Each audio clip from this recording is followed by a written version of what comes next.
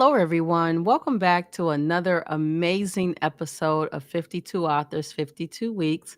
I'm your host, Dr. Lisa L. Campbell, the Growth Motivator. I am joined today by Tasha Thompson-Gray. Dr. Tasha Thompson-Gray. I got to make sure I say it right. Who is the author of Just Be You, Sister Girl. Welcome to the show. Thank you. Thank you, Dr. Lisa. So, Dr. Thompson Gray, tell our listening, viewing audience a little bit about your background before we get into the journal. So, I am an educator. This is what my 31st year, and right now I'm serving as a middle school assistant principal. I been in education at different levels and different capacities, and I started off during the pandemic. My pandemic project was I came up with the idea to write a book about the pandemic, and it's called The ABCs of COVID-19. And it was to help children to understand what was really going on around them. And I wrote that book with my students in mind. At the time, I was an instructional coach at an elementary school. And when we went home for what we thought was 2 weeks, I I was just thinking, gosh, they're going to have so many questions. They're not going to understand why we got to wear masks and all this because we were trying to figure out how to get them back in the building. And so I just started making an ABC list of things related and started writing. And I wasn't really sure what I was going to do with it, but I shared it with a few people and they're like, oh, you need to publish this. And I was like, I don't know how to do all of that. And so I looked up and got connected with the person that's still my coach. She's been my coach for the 5 years I've been writing. And all this came about because I've always loved to read and write as a kid. I kind of lost my passion for writing as I got older. And, when you're working on a dissertation and this has to be this size and this font and all the different rules, it took the joy of writing away. So when I wrote that book, I felt like, oh, this is me returning to what I loved to do as a kid. And so things just kind of took off because I thought this is my pandemic project. I wrote a book and one of my colleagues said, oh, you probably could do this. You should write other things. And I was like, I don't know what else I want to write. But that just kind of led to me doing a few children's book. My most popular title is My People Are Innovative. It's a story about Black inventors. And so I wrote that, and then I was just like, okay, started doing a few other things. And so I started doing things for adults. There are a few things I'm passionate about. I'm very passionate about, being who you are, who God created you to be. And so did that. Just Be You, Sister Girl was kind of the birth child of how I was feeling about this time last year, with everything that was going on in politics. And, I told people whether you support the candidates or not, it's just about how things unfolded, the things that were said. And I just thought, my goodness, are people ever going to just let us just be who we are? You keep trying to change what you want to call us. You keep trying to tell us this is not okay. We're not okay. We're this and we're that. I was just like, this is just getting tiring. And so it was hard to watch some of the things that unfolded. Um, and I, started just putting my ideas on paper, well, typing them. And I got the journal, and I'm very proud of what I put together, and it's led to a lot of opportunities. So yeah, here we are today with Just Be You, Sister Girl. And let me just add, first of all, thank you for your introduction. I'm going to circle back on that, but I do want to add um, kind of like the subtitle for the book is a guided journal for Black women to reflect and embrace their authenticity. And I think that this is a topic that is much needed. And I can't speak for any other race because I've only been Black for the last 52 years. But I really feel like women compete with each other on a level that's holding us back. Like they always gotta like one up. Oh, Tasha Thompson-Gray got her doctorate degree. I'm gonna get my doctorate degree. Oh, she gonna get a second doctorate degree. I'm gonna get my second doctorate degree. Oh, she got a new car. I'm gonna get me a new car. Oh, she got them new earrings. I'm gonna get that same thing. Why can't you just be you, sister girl? Why you trying to be her? and Yes. and you spend so much time doing that, you lose sight of you. Yes. And I agree with you. I hear that a lot. I always tell people, and it the very first workshop I did actually started off as my book signing, and I was releasing the book, and I chose to have it at a venue that was owned by a friend of mine that we've been friends with each other since we were children. Um, the person that was doing everything for me, she was kind of my MC.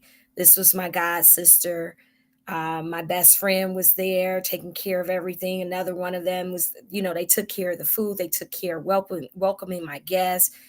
And I introduced each one of them because I wanted people, and I told the story of our friendships. And I do that when they're in the room. And I tell people I do that purposely because what most Black women experience, or most women in general experience, I haven't experienced personally, but I know people that way. I hear about it all the time. I know people that have experienced all these things, the backbiting, and I've had the same friends since I was about, preschool age. The friends I grew up with.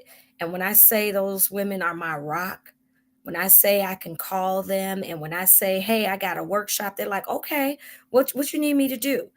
And so I show that and tell people that, not, I'm very proud of it and I'm happy, but I want people to see that it is possible for women to be friends and to genuinely support each other. And we're not competing. We all bring something different to the table. And so, whereas one person is like that hype person, okay, you're gonna be my MC. The other person is a tech person. Okay, you gonna run my slideshow for me.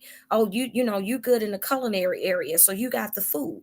We all bring something different to the table, and when we get together, it's a powerhouse. But I've had so many people to say to me, like, you are really blessed. That is not everybody's story. And when people are around us, they cannot believe, especially my closest friend, they cannot believe we've been friends for so long. We were high school locker partners. We grew up in the park district taking dance classes and everything together. And so, we finish each other's sentences. We're more like sisters. And so when people are around us, they're just like, oh my God. And people from our childhood, like, you all still friends? Like, yeah. You've never had a falling out? No. How do you do that? You all need to teach a class. So I know it's a real thing.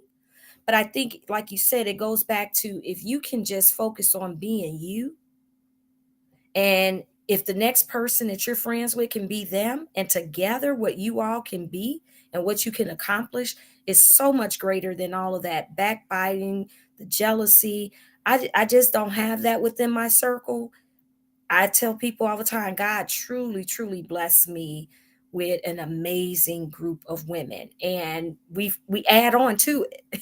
you know, I have friends that we raised our kids together. We were PTA moms together. Now we all traveling together. It's a whole crew of us, and so I'm just really blessed. But I think it's because none of us try to be like the other person. We know who the spiritual person is. If you need prayer, call this person. We know if you need somebody to drop everything and come over and just hug you, they're gonna do that too. So you have to know who you are.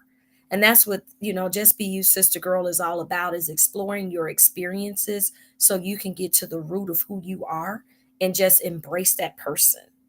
Embrace who you are. Because once you can reflect and get to a place where, okay, I'm good at this. This is who I am. This is what I want to do. This is what I want to be. And I need to focus on that. That's okay to continue to try to evolve. But at the root core, you got to know who you are. I love it. And I just finished reading this book and I'm gonna do a review about it the month of December. Is called Me But Better. Hmm. And I have been on this journey to really peel back the layers of who I am and getting in alignment with my assignment and my purpose in life.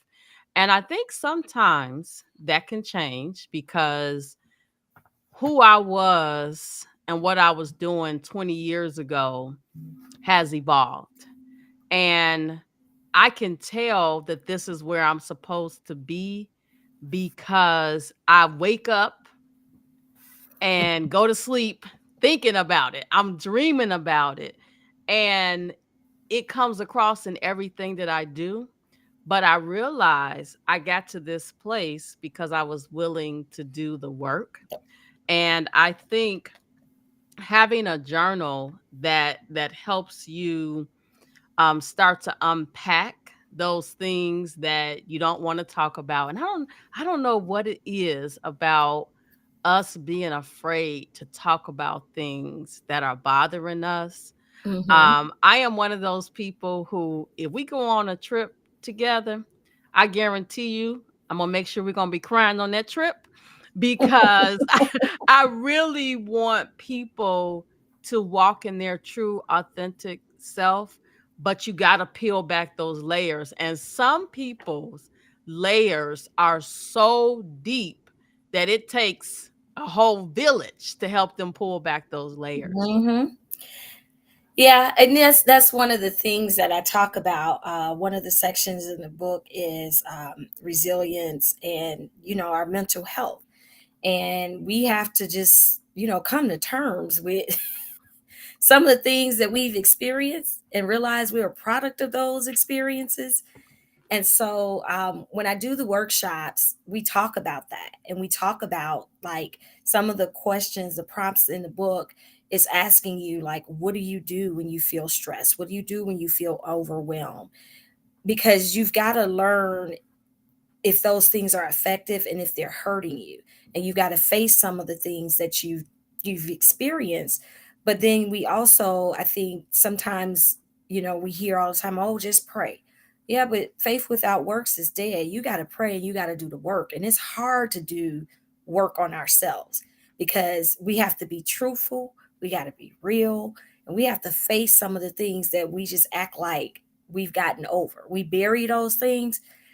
There's a little person inside of each one of us that's still healing for some of the things we've experienced that are beyond our control. And I tell people all the time, I don't look like my story. I don't look like the things that I experienced in my childhood, but I've been willing to do the work, and it took a while. Losing my mother at, age, 18, 19, first year of college, and just going on back to college like nothing happened. Buried my mother, and I was back in college, back at school a few weeks later, and I was a mess and I didn't recognize it. But then when I did start recognizing that, I started being envious of mothers and daughters as I got older.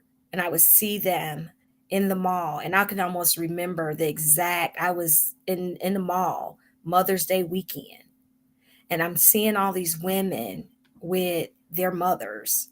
And I thought, gosh, my mother didn't experience me as an adult. She didn't see the fruits of all the hard work she put together. And here I am, I had my college degree because my mom wanted that for me because she didn't finish school. And I started getting bitter and angry. And I was like, that's not who you are. You need to go get some help.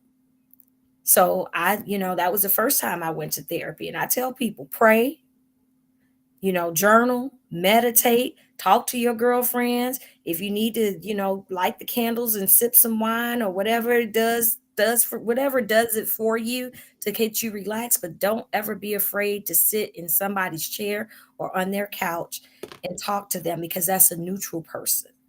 That's someone that's searching for the why in all that you're sharing with them.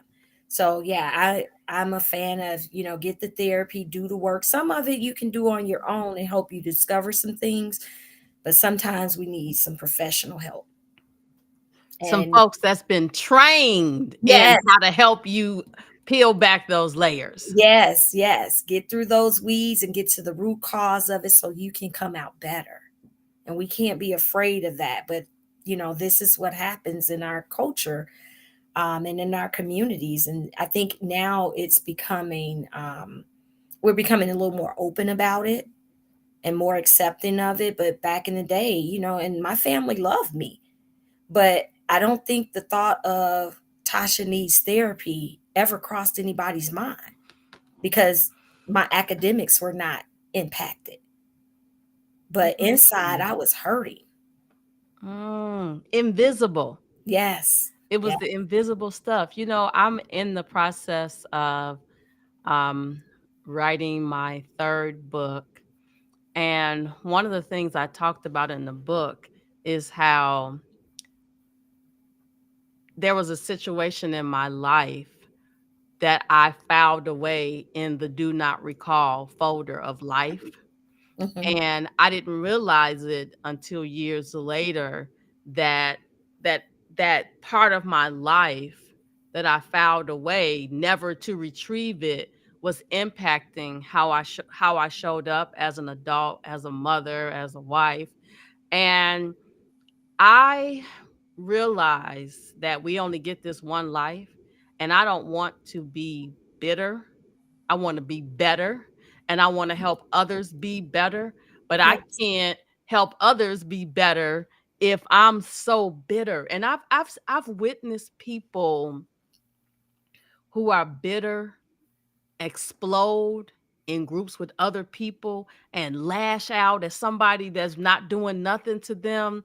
And Hmm. of course I got to give them a hug, and I want to cry with them, and I want to pray loud or pray silent, but I also know that little hug and that little cry is just is just putting the key in the door. Right. They It's need just to a go. band-aid. They need some help, Right. because that one little intervention is not enough. And I really want to see us as a culture get some help. Be okay with not being okay, and start the process of getting some help, because I don't know about you, but I don't want to be around people who are hurt, and they trying to one up me. Hmm. I want to be around somebody who's like, "Ooh, you booked 5 workshops, Dr. Thompson-Gray, last month. Kudos to you." And you know what? Let me just pause for a second, because you mentioned workshops. I mentioned workshops. Let me just let everybody know this book, Just Be You, Sister Girl. This journal is really more than just a journal. Dr. Thompson Gray does a workshop with this book. So if you are thinking about women's retreat, your women's group, um, your employee resource group at work, this is something that you need to add to the agenda. And I honestly believe, while you wrote it for Black women, I have several white friends who need to embrace their authenticity as well and start to unpack some things, because even though they are Caucasian, they didn't grow up with everything that, we assumed that they had. And so they Hmm. need this as well.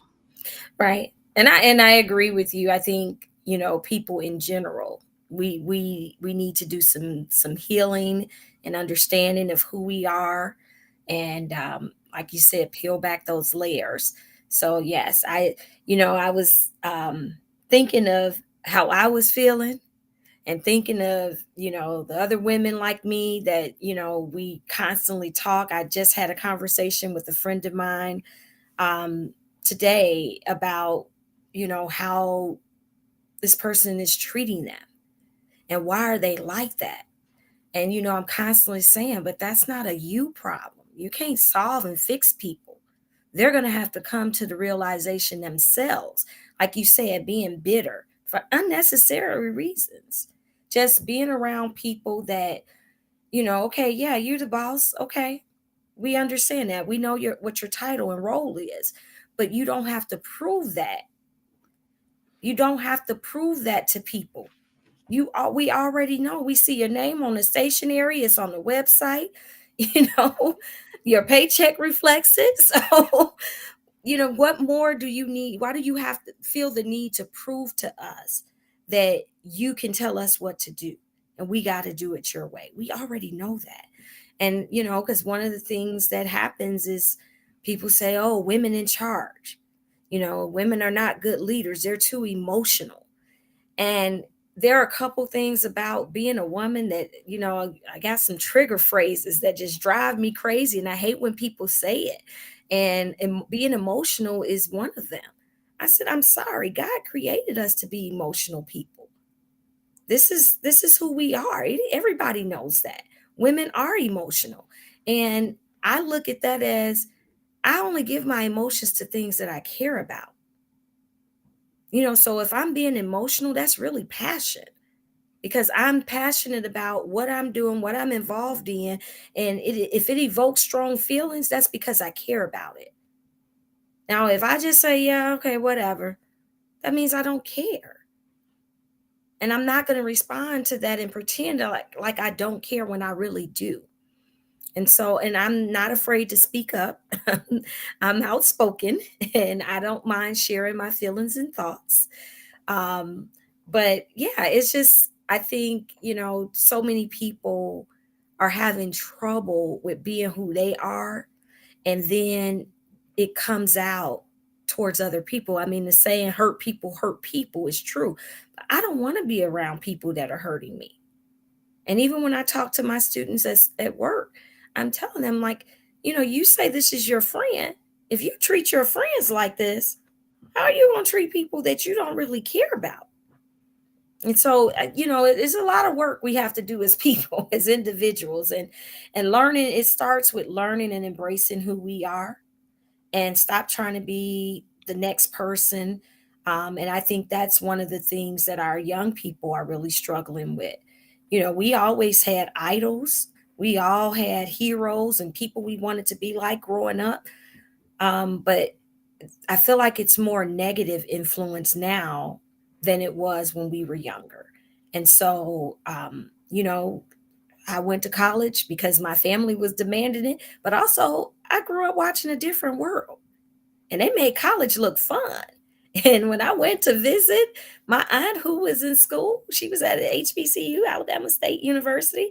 And I said, oh, this is like a different world. I want to go here. And that's where I ended up going.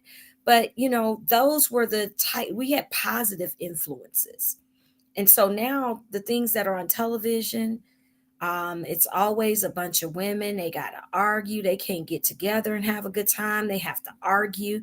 And, people say, oh, you go on trips with that many people. You go on trips with all these women. Yes, I do. And we have a good time. We love on each other.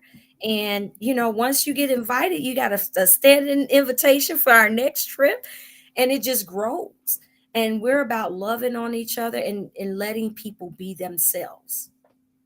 That's one of the things. It's a lot of genuine friendships within my circle.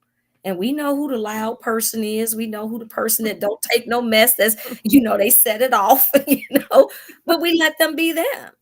We let them be them. And I'm me, you're you. And together, we just a group of women that just love on each other. I love that sisterhood that you are a part of. I'm involved with a lot of different groups and different women, and some of them talk about being in positions that it's a male dominated um, industry, and how the Black women will think that they supposed to just pull them along and let them do whatever they want to do and not, pull a coattail when they do something wrong. And I'm like, that's not what you're supposed to be doing against your sister. Your Mm-mm. sister made it to the top. She gonna send that elevator back down. But when you jump on it, handle your business. Right, right. Don't think it's a free ride. You still got to do the work. And I think that's the problem. We're not willing to do the work. We're so busy talking about what happened in our childhood, what somebody did to us, what they wouldn't do for us. Yeah, you have to be able to move past that You do. And because you can't go back and change it. you cannot. Listen, this is what happened when I was 5, and my family said, "You got a memory like an elephant," because I just be remembering stuff. But remembering it, understanding it, appreciating it really has helped me be the loving person that I am. Now, don't get it twisted. You push my button, I'm gonna push back.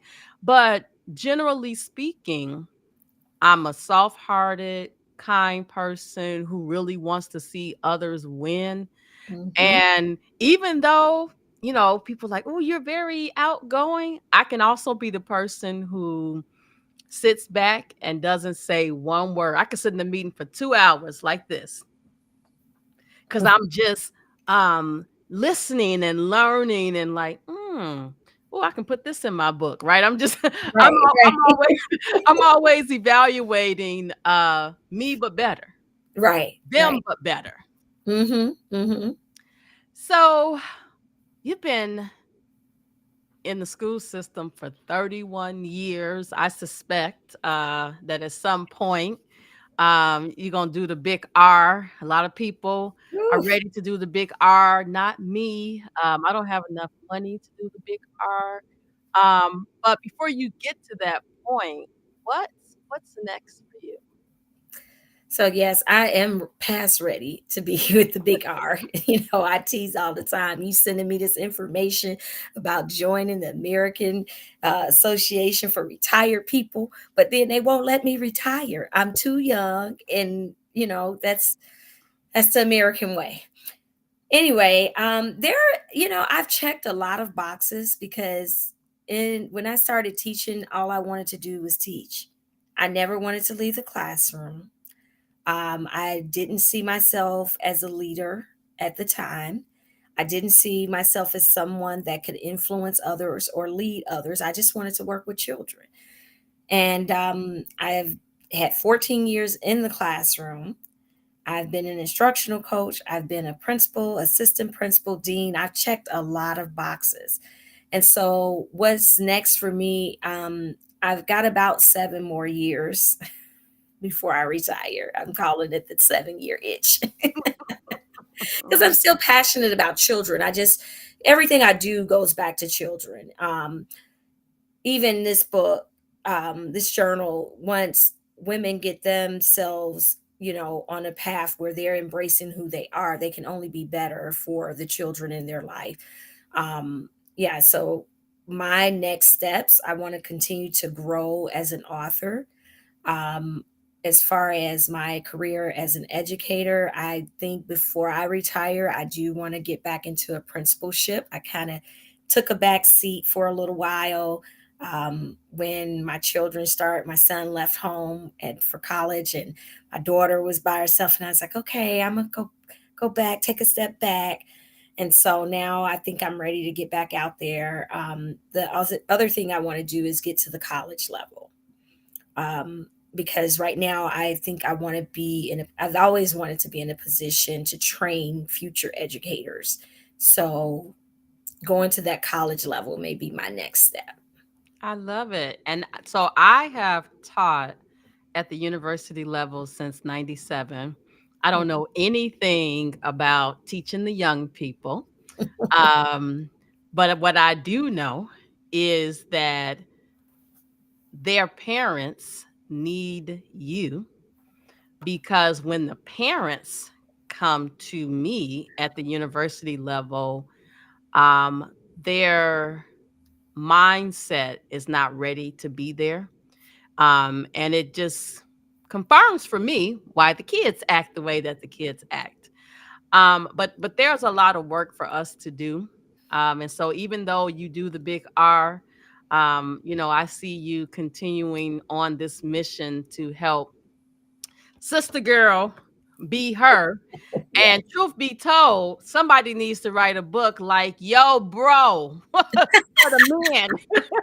No, it's funny because I'm in an author group and we do a lot of I actually one of my client publishing clients came to me and wanted to write an affirmation book for boys and girls. And so I said, well, some of the affirmations that girls need to say, boys don't need to say. So I had learned in my group, like you can always try to flip it and do a boy version, girl version.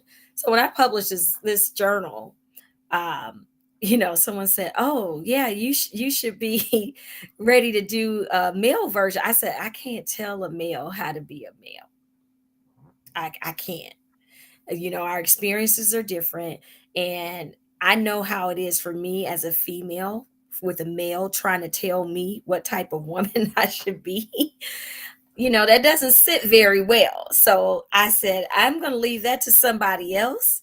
Hopefully a male, maybe I can collaborate with them and, help them along the way. I said, but that's not in my plan because I can't tell a male what their experiences are and how to reflect on them and because I can't relate.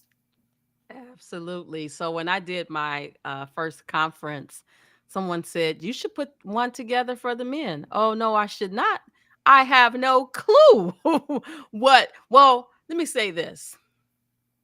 As a person who is a wife and a mother and a daughter and a granddaughter and a niece, I have an idea of what they Hmm. need, but it won't be received That, yes. li- the way it should be. And men, they need some cigars and whiskey for their conference.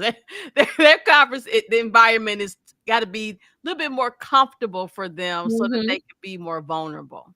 Right, because they don't open up as much either. So, yeah, I agree with you. I don't, like I said, I don't think it would be well received. So I'm not willing to put myself in that. I could help someone publish their book, you know, because I even had someone, I said to someone, I said, hey, in my group, we're talking about doing male, female versions of the book.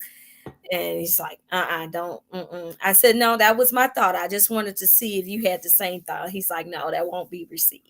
So, Mm-mm. Your yeah, name, it cannot say anything close to a Tasha.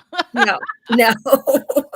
And like you said, our experiences as women, can we say, here's what we need from you all?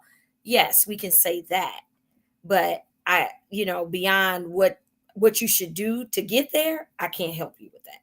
Absolutely. Well, we are out of time, but before we go, please tell our listening viewing audience where they can find you.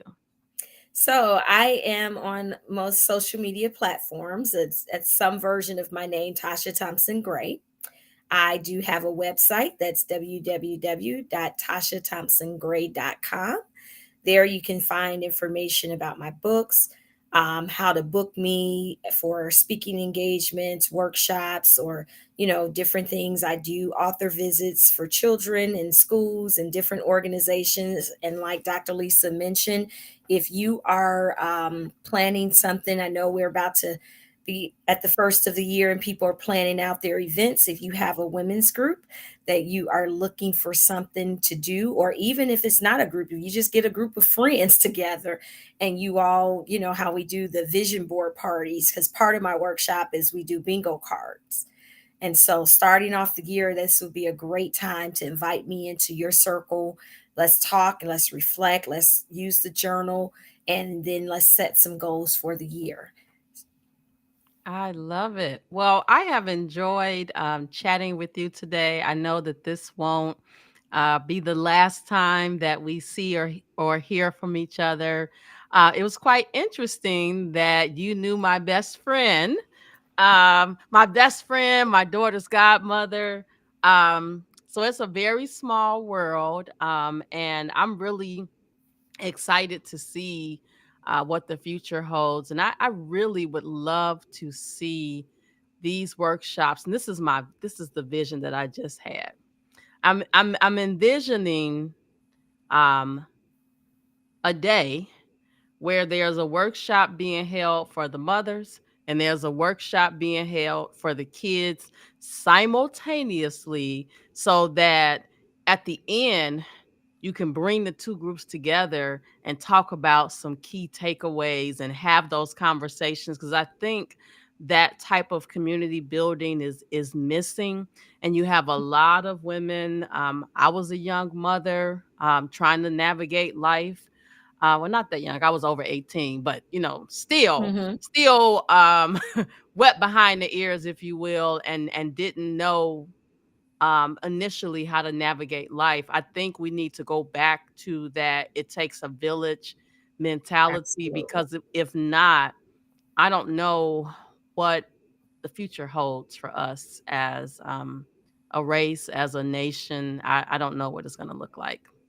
Yeah, I mean, I think we get evidence of that every day, and it's funny you should say that because, um, like I said, in my circle of friends, we have so many different people that do different things that we were talking about putting on a retreat, and that was one of the ideas of having like a mother-daughter retreat. Hmm. So that's confirmation. So, just so you know, this episode will air around um, December 13th, 2025. So this is your accountability partner to make this happen, because two or three have gathered together, and we know it's definitely something that is needed. And I think your network is bigger than what you think it is, because I happen to know some principals too, and deans of students. So you never know what Yeah. can happen, but it definitely needs to happen. Yes, yes. We have to come together to help our community because, like I said, every day we get evidence that it's needed. It's just who's going to do the work. I'm willing, but I can't do it all by myself. That's right. That is right. I subscribe to the who not how motto, so we are going to get it done. Yes, yes. All right, everyone. I just finished chatting with Dr. Tasha Thompson-Gray, author of Just Be You, Sister Girl, a guided journal for Black women to reflect and embrace their authenticity. Don't forget to like, subscribe, and share, and we'll see you next week.